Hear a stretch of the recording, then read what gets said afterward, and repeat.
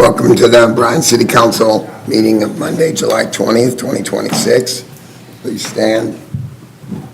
Allegiance to the flag of the United States of America and to the republic for which it stands, one nation, under God, indivisible, with liberty and justice for all.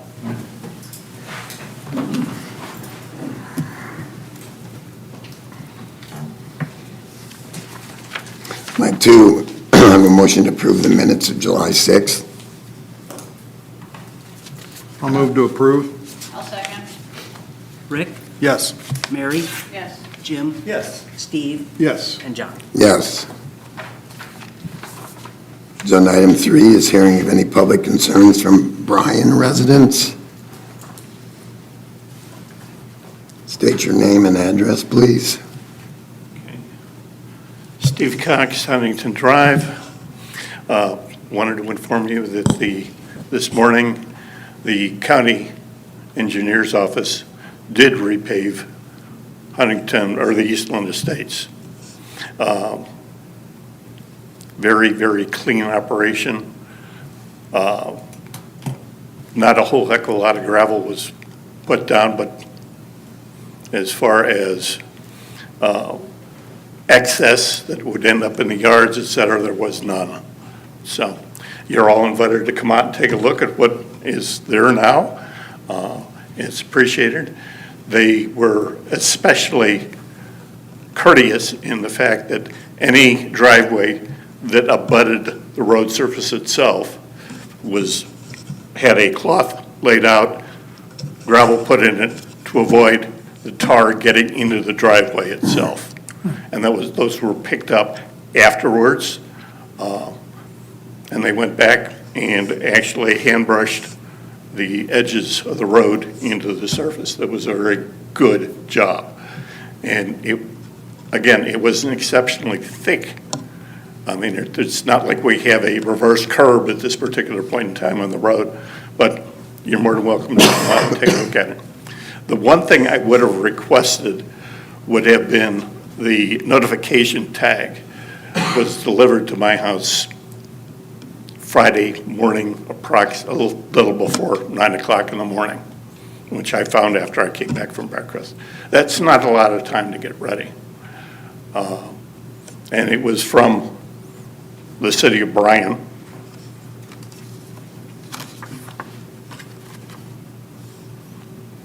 And it was the notice of road work, and it goes on to state that, weather permitting, that the job would start on the 20th. Again, between the 17th and the 20th, there's not a lot of room, especially when it's on a weekend. So, again, thank you very much for finally seeing this through to the point. And I can only say that the engineer's office of the county did a very good job. Thank you very much. Okay, so first of all, Mr. Cox, Mr. Woodington is back here, and he's in charge of the county group that worked on that, so you can thank him personally.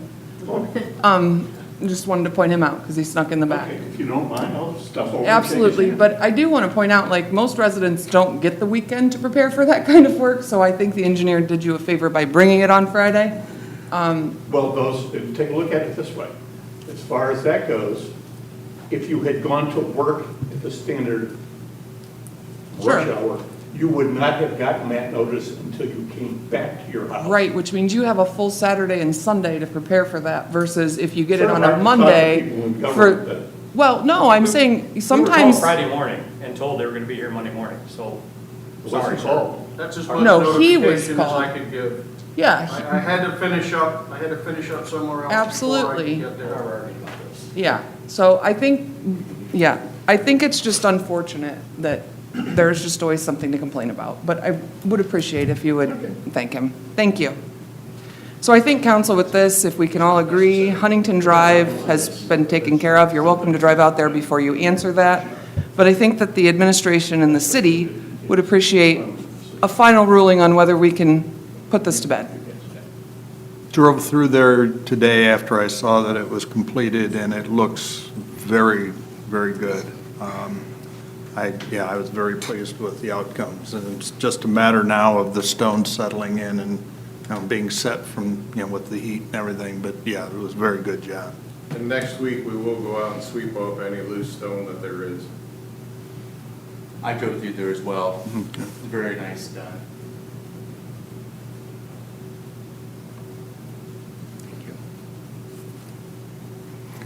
Any other hearing of public concerns? Hearing none. John, you want to give the treasury report? Yeah, like we do every month, council has been given the reports, the bank statements, bank reconciliation and the like for the month ended June 30th.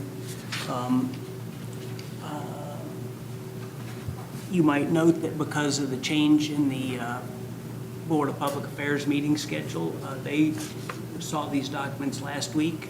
Just the way the calendar falls, they're gonna see them before you folks do on a normal basis, but hopefully that's not an issue for anybody. But otherwise, I don't have anything else to report. Nothing exceptional catches your eye. Correct. Thank you.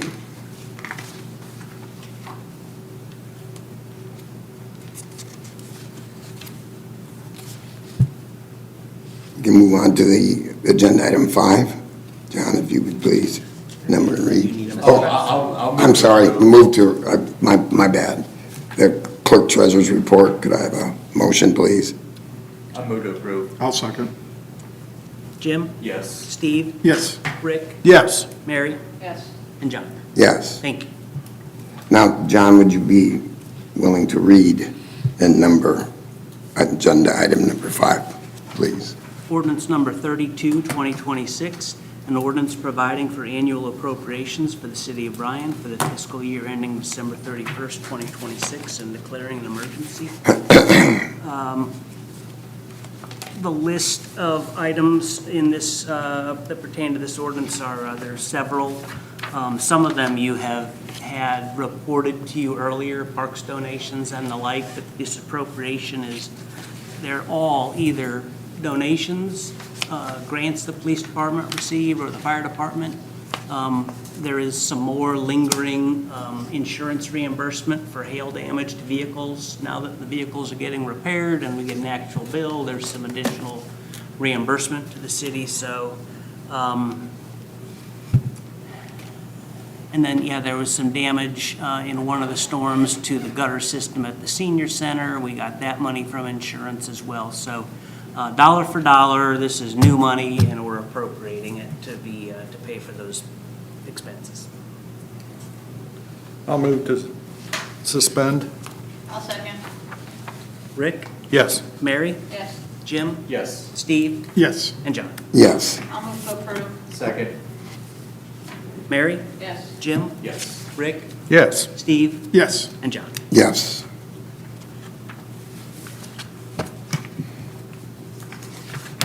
Item number 6, you would be willing to number and read, please, John? Ordinance number 33, 2026, an ordinance authorizing the mayor to enter into an agreement with the Williams County Board of Commissioners for a program to offer collaborative emergency medical services between the Williams County Emergency Medical Services and the Bryan Fire Department.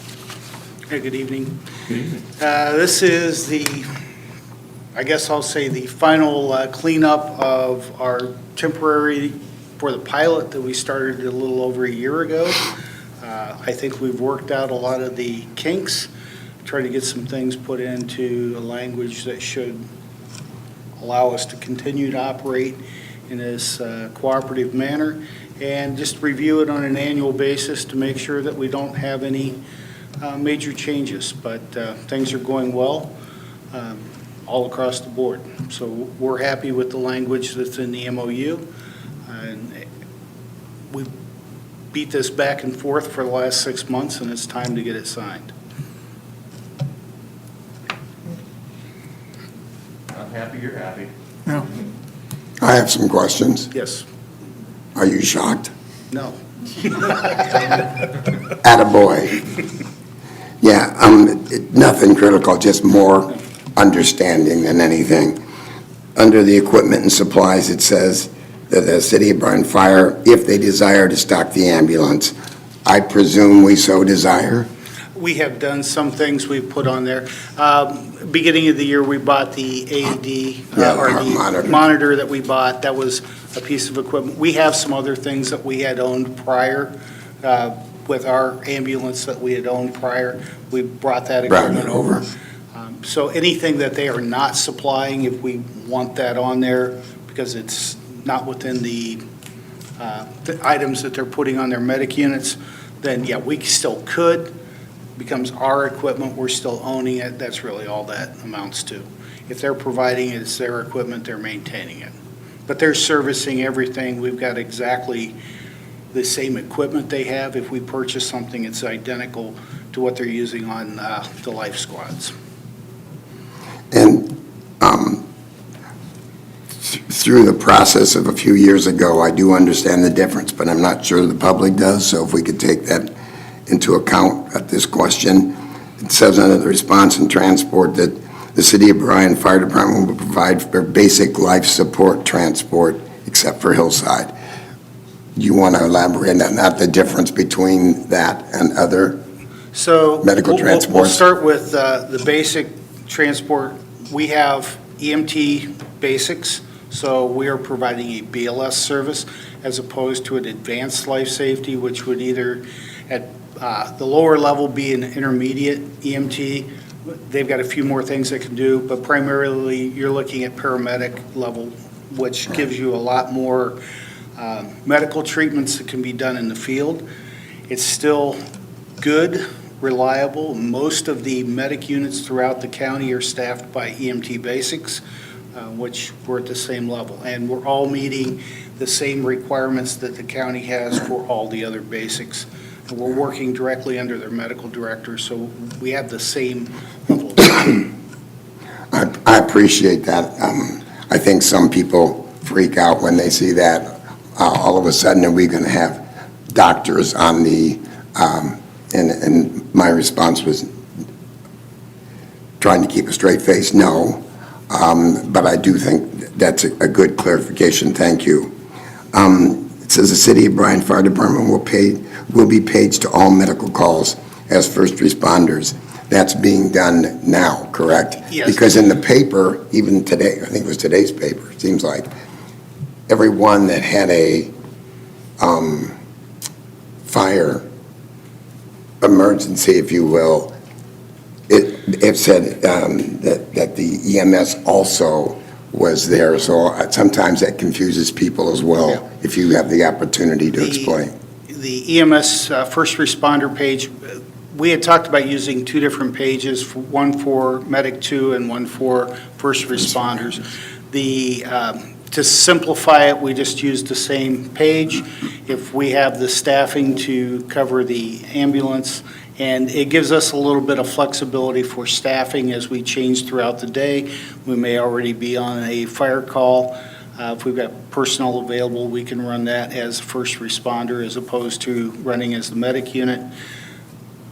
But we're trying to make sure we're providing the best care with the resources that we have to the people and the public. And the good part for us is that staff is on station. Right. And if they're not doing a fire call, they're probably cleaning equipment in the station, and we can hold that and go help somebody out, and then we'll come back and finish the cleaning duties later. Yeah, I think it's a good collaboration, no question. How many, because I wasn't sure, how many fire EMTs do we have? Right now, yeah.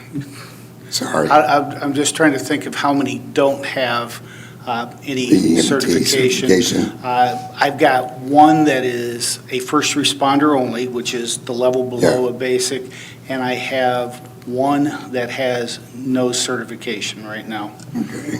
So out of the 25 that we have, 23 are at least basics, and I do have a couple that are part-time that have paramedic certifications, but when they operate for us, they only operate at a basic level. Right. And that's part of the agreement that we have. Yes. Because we're just not equipped to provide the other interventions. Yeah, I apologize for the questions. Most of them are rhetorical, quite frankly, for explanation, so that we can have a non-public record as well, to be quite honest, that it was explained by you well, and you have done that well. John, I do have a question. It says under reimbursement, that dollar amount for, and I know we've done this 6 months. So we've been Year? just over a year. Year? Yeah. So is that reimbursement amount, once again, a rhetorical question, is that amount appropriate and in your estimation will cover city expense? It is slightly above the average reimbursement we've received up till now. Our expenses or our, Not expenses. right, thank you. So yes, to clarify, yeah, it's a relatively nominal amount Yeah. compared to our expenses, but it is comparable to what was in the original agreement. It's just went from a 10% per run to a flat $35. And the 10% was of what EMS received, not what they billed.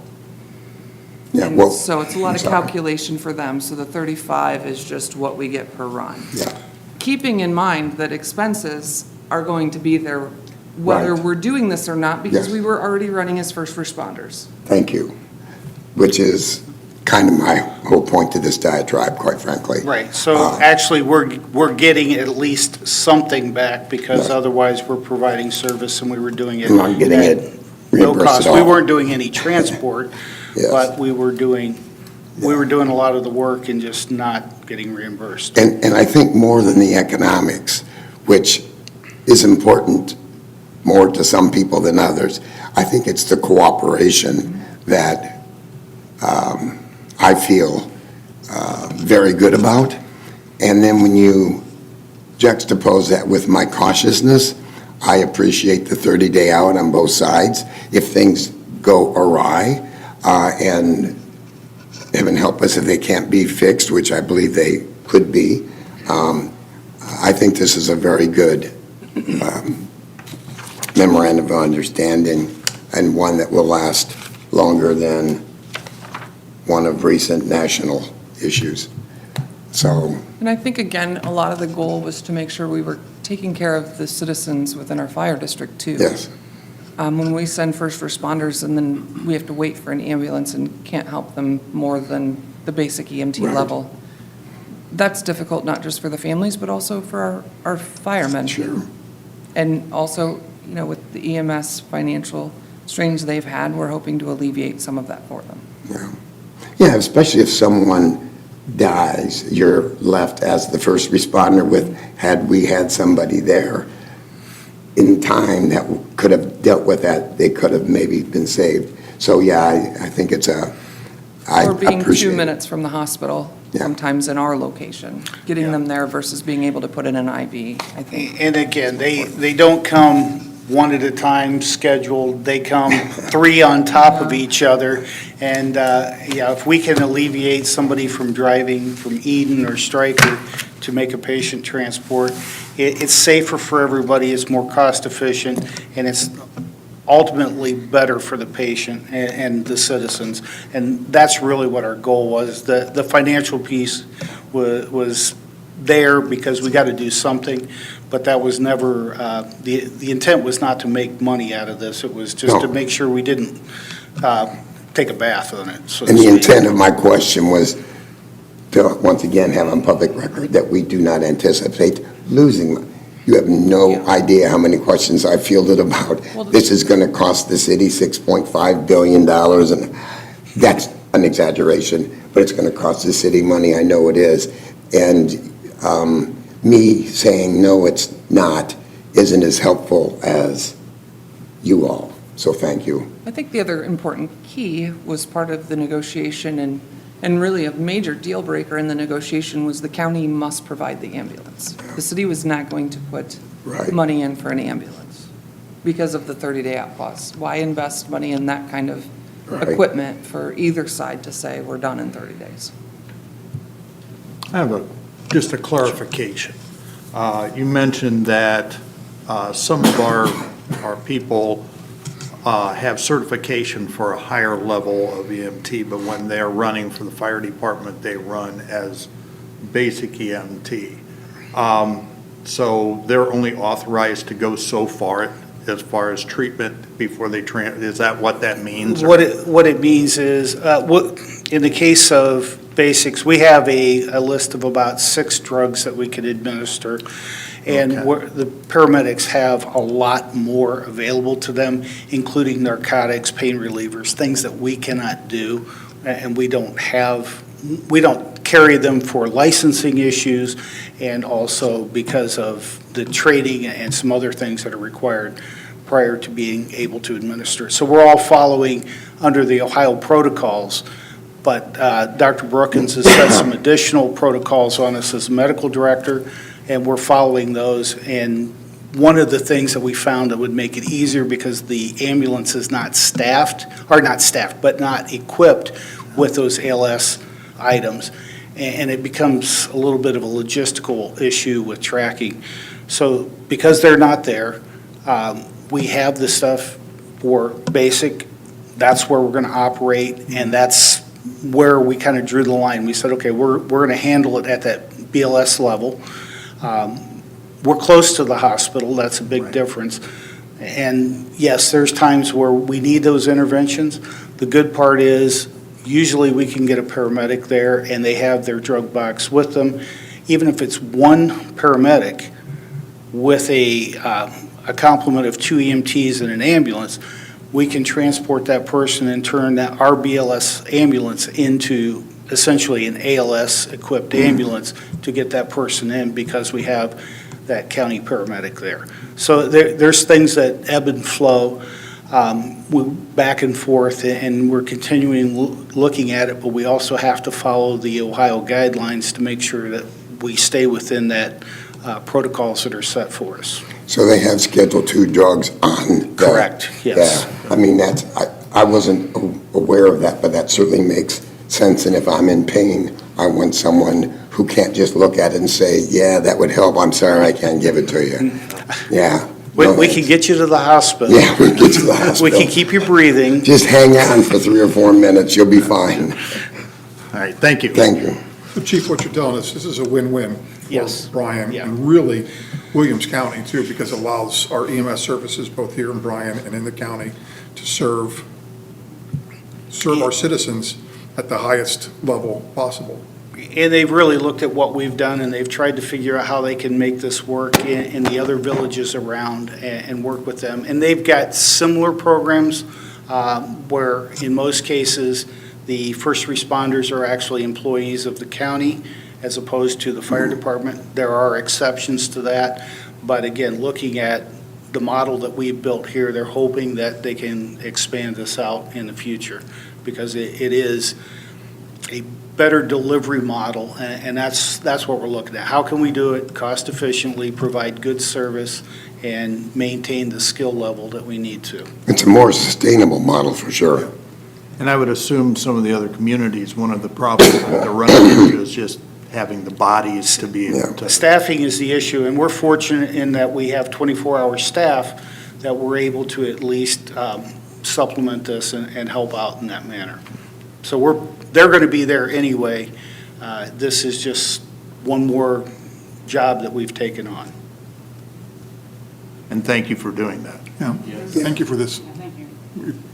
I think everybody may not realize it, but this has an impact upon everybody and is appreciated.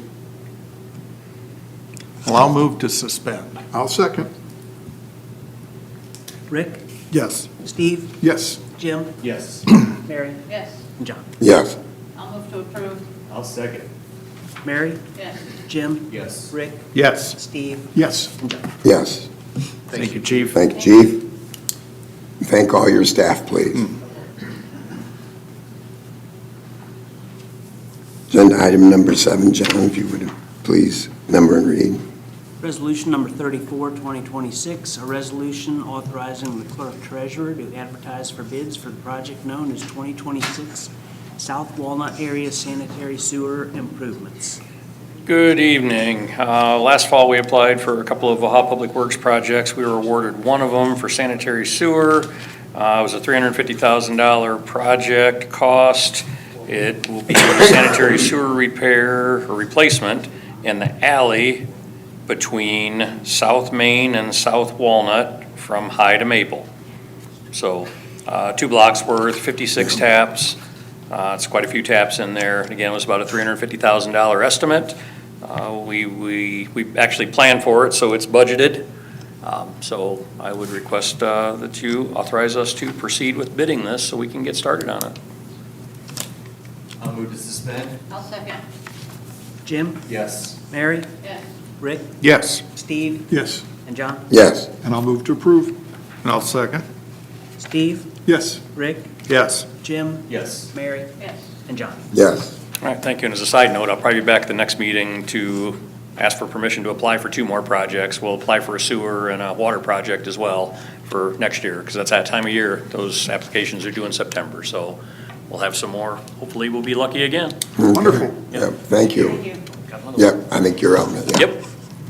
Agenda item number 8, the building permit. Yeah, we have a building permit for Nyhard Enterprises. It's a $160,000 storage unit at 1060 South Union Street. So I would request you approve the building permit. Is that out where there's currently some storage units? Yeah, he's out got room for, I think, one last one. I think this Okay. might fill him up out there? there. All right. All right. I'll move to approve. I'll second. Jim? Yes. Rick or Steve? Rick? Yes. Thank you. Steve? Yes. Mary? Yes. And John? Yes. Thank you. Thank you.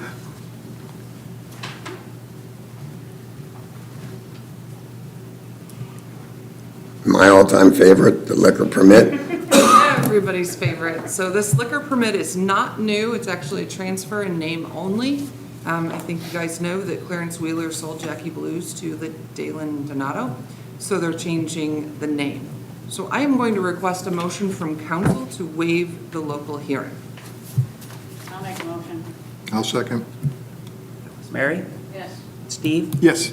Jim? Yes. Rick? Yes. And John? Yes. Did I finally make that easy? Yes. Yeah. Only took me 9 years. Sorry. Going around the room, Mayor.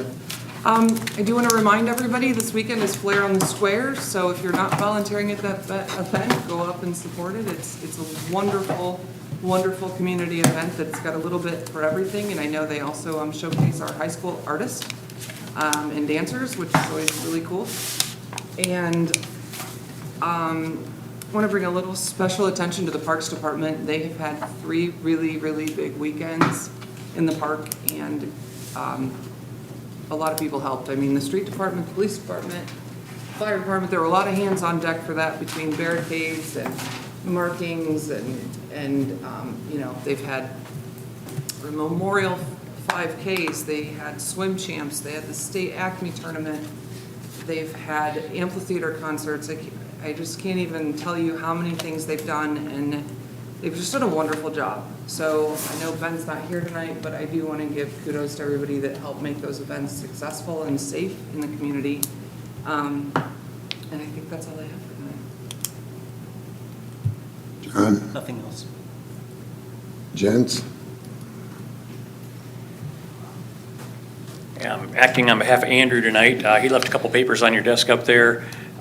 He just needs to notify you per zoning code of the preliminary plat approval for the Ridgett Greenfield Second Edition. We had that meeting 2 weeks ago, and just via code, it says city council needs to be notified. So you're Consider notified. us notified. Yeah. All right, thank you. Thank you. See you. Appreciate it. Chief, Wes, Chief Poole, you've done more than your fair share. Time, no? Ms. Beavers? Human Resources folk? Paper? No? Okay. At this time, we'd like to go into executive session to discuss compensation and employment of a public employee. You want to just take a motion to do that?